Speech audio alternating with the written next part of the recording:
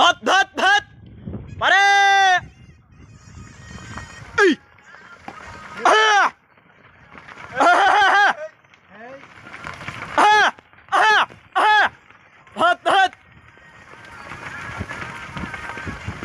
બસ મોજ મોજ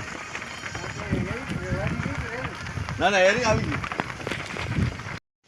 જય ભગવતી જય ગૌ માતા જય શ્રી રામ હર હર મહાદેવ આપણે ગામ મીઠા પસવારિયાના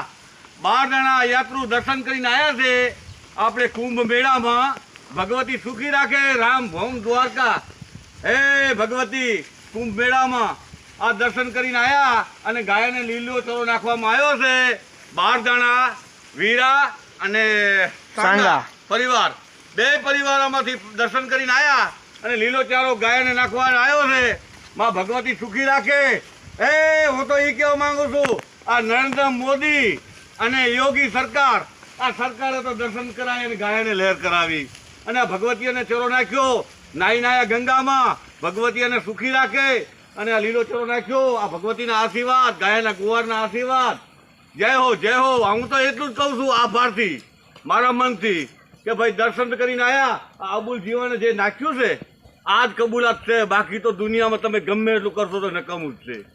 આ જીવને જેટલું ખવડાયું તમારા પાપ તો હું તો ધોવાણા આ આવીને ધોવાણા અને 12 જણાનો નમસ્કાર કરું છું મારા તરફથી ગાયના ગોવાર તરફથી ભગવતી એને સુખી રાખે